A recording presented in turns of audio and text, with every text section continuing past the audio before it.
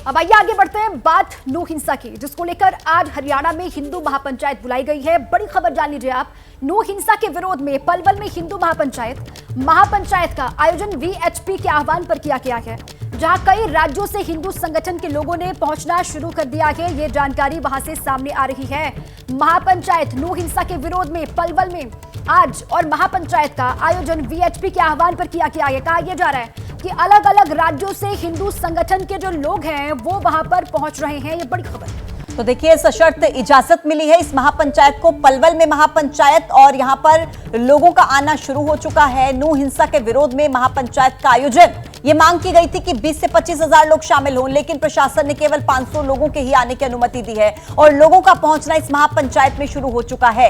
हिंदू संगठन के लोग पंचायत में इस वक्त पहुंच रहे हैं। सशर्त परमिशन मिली है। कहा है कि मंच के जरिए कोई भी भड़काऊ भाषण नहीं दिया जाएगा। पलवल के गांव पोंडरी में यह महापंचायत चल रही है। तस्वीरें आपके सामने आप देख सकते हैं। लोगों की संख्या है यहां पर, हालांकि केवल 500 लोगों को ही परमिशन मिली है कि वो यहां पर महापंचायत कर सकते हैं। नो हिंसा के विरोध में यह महापंचायत रखी गई है और इस महापंचायत में लोगों का पहुंचना शुरू हो चुका है। प्रशासन की तरफ से पहले मना कर दिया गया था, इनकार कर दिया गया था, लेकिन बाद में सशर्त इजाजत दी कि आप महापंचायत कर सकते हैं, लेकिन आपको कुछ शर्तों का पालन करना होगा। केवल 500 लोग इसमें शामिल होंगे और कोई भड़काऊ भाषण नहीं दिया जाएगा। तो देखिए, पहले ये होनी थी नूह के किरा गांव में, लेकिन वहां परमिशन नहीं मिली। उसके बाद पलवल में ये महापंचायत हो रही है। देखिए, नो हिंसा के विरोध में पलवल के पोंडरी गांव में महापंचायत में लोगों की भीड़ जुटना शुरू हो गई है, जिसका जायजा हमारे संवाददाता बिलाल अहमद ने लिया है। आपको दिखाते हैं। के विरोध में आज हरियाणा के पलवल के पोंडरी गांव में सर्व हिंदू समाज की तरफ से एक महापंचायत का आयोजन किया जा रहा है। हम आपको सीधे तस्वीरें दिखा रहे हैं उसी महापंचायत की, जहां पर नूह से बिल्कुल सटा हुआ ये इलाका है पोंडरी गांव पलवल का, जहां पर इस महापंचायत का आयोजन जो है वो किया जा रहा है। 31 जुलाई को जिस तरीके से ब्रिजमंडल यात्रा के दौरान जो है वो हिंसा देखने को मिली थी, उसी हिंसा के विरोध में ये महापंचायत जो है वो आयोजित की गई है। तो देखिए, पलवल में महापंचायत में लोगों का पहुंचना शुरू हो चुका है। इसका जायजा लिया है हमारे सहयोगी वरुण जैन भी वहां पर मौजूद। क्या कुछ वहां पर देखने को मिला, आइए आपको दिखाते हैं इस रिपोर्ट के जरिए। बिल्कुल, देखिए वहां की रिपोर्ट आपको दिखाएंगे किस तरीके से वहां पर महापंचायत में लोग अलग अलग राज्यों से पहुंचे हुए हैं। इसी पर दिखाते हैं आपको एक रिपोर्ट। नूह में शोभा यात्रा पर हुई हिंसा को लेकर हिंदू समाज की महापंचायत चल रही है। इस वक्त हम पलवल के अंदर ही मौजूद हैं और आप देख सकते हैं किस तरीके से आसपास के गांव के सैकड़ों जो लोग हैं वो इस महापंचायत के अंदर पहुंचे हैं।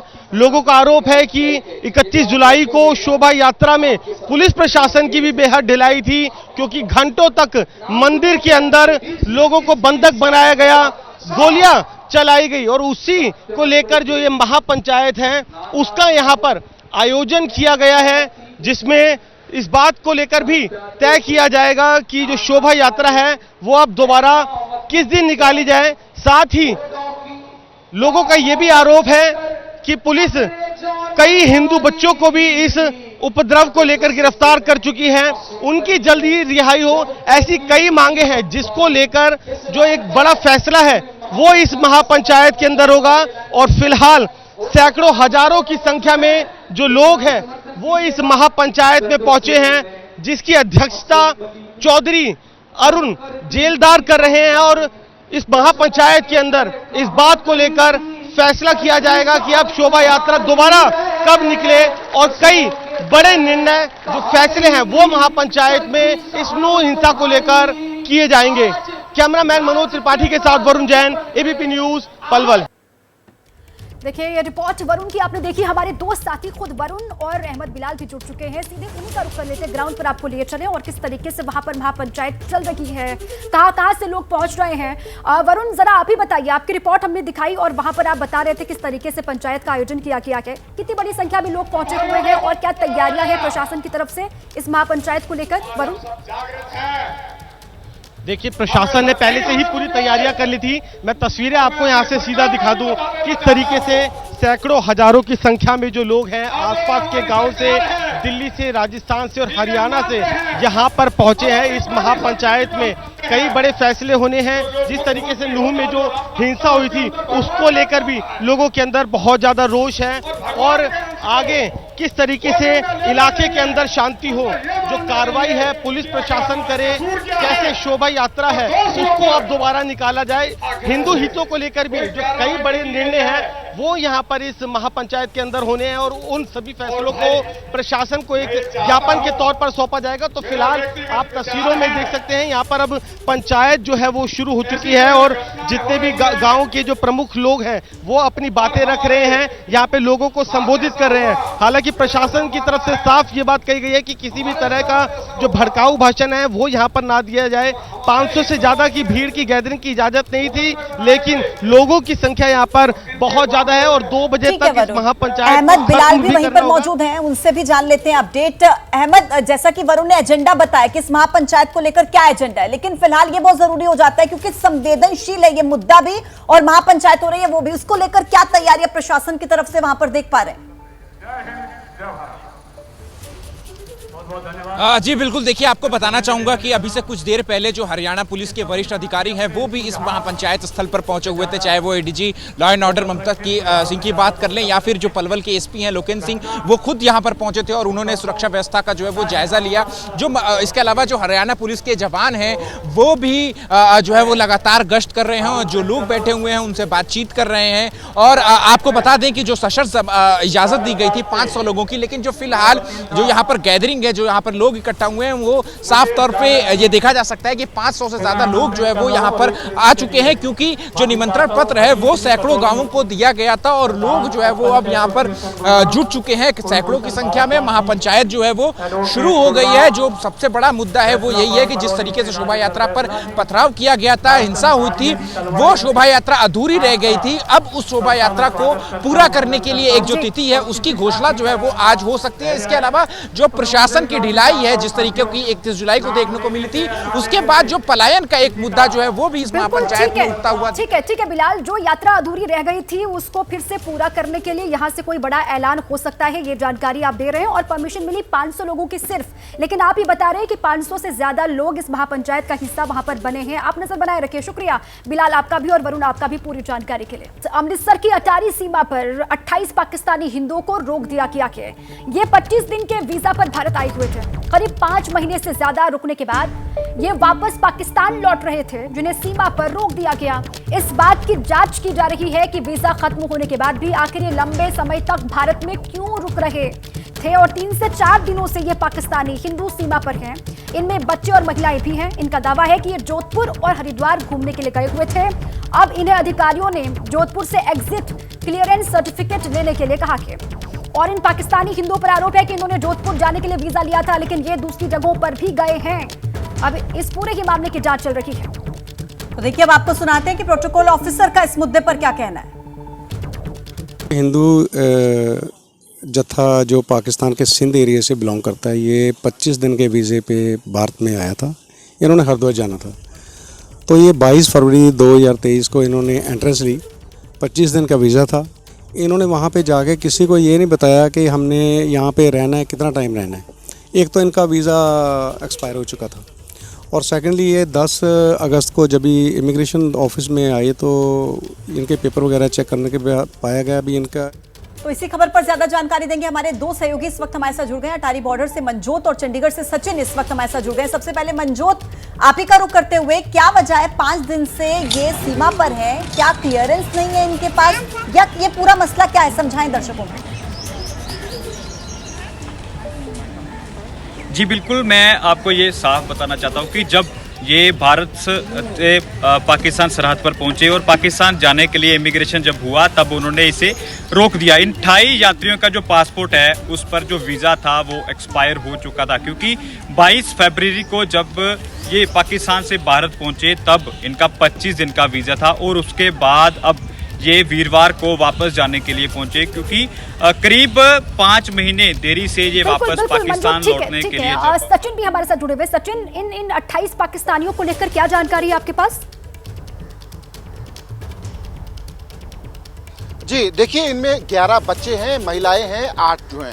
पर सबसे बड़ा सवाल इसमें यही पैदा होता है कि 25 दिन का वीज़ा था इनका, इस दौरान अब 5 महीने से ज़्यादा हो गए हैं। इस दौरान किसी अधिकारी ने किसी स्तर पे क्या ये जानने की कोशिश की कि जो लोग, जो जत्था जो है पाकिस्तान से आए थे जो लोग, वो लोग कहाँ हैं?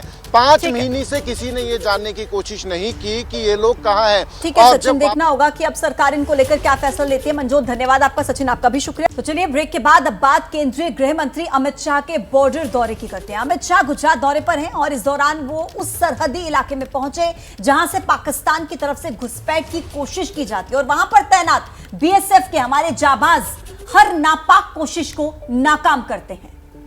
देखिए, ये तस्वीरें केंद्रीय गृह मंत्री अमित शाह के कच्छ दौरे की हैं और इस दौरान वो हरामी नाले नाम की उस जगह पहुंचे जहां कुदरत और आतंकियों की चुनौतियों से हमारे जाबाज जवान दो चार होते रहते हैं और इस इलाके की सुरक्षा की समीक्षा के लिए जवानों से बातचीत भी उन्होंने की और बातचीत के लिए सिक्योरिटी और चाक चौबंद करने के लिए वहां पर गृह मंत्री अमित शाह पहुंचे।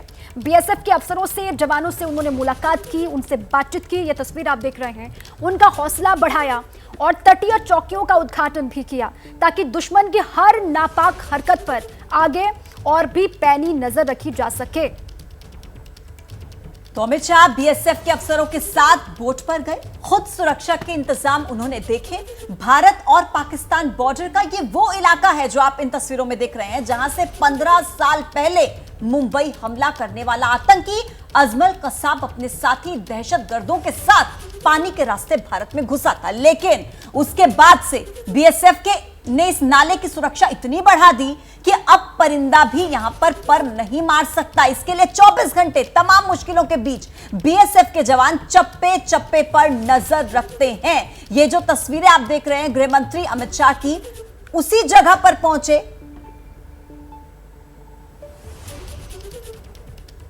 सीएपीएफ में अकेली बीएसएफ ऐसी है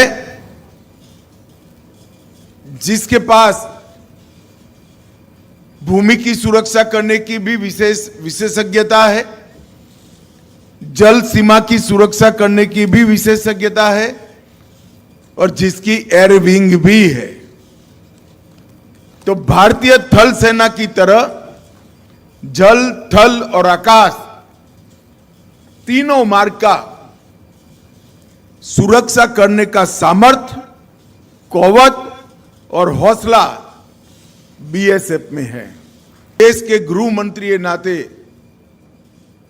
आंतरिक सुरक्षा की दृष्टि से देश की सीमाओं का सुरक्षा का जहां तक सवाल है, मैं चैन की नींद इसलिए सो पाता हूं कि आप वहां पर खड़े हैं और आप वहां पर कर्तव्य कर रहे हैं। पत्रकारिता कोई इमोशन नहीं है, ना अपना कोई ज्ञान देना है और ना कोई विचार थोपना है। पत्रकारिता क्या है?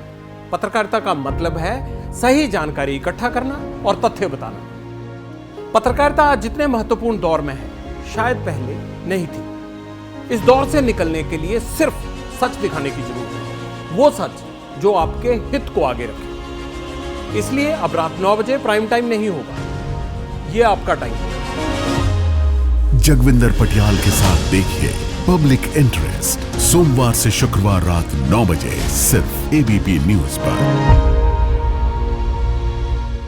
एबीपी न्यूज आपको रखे आगे।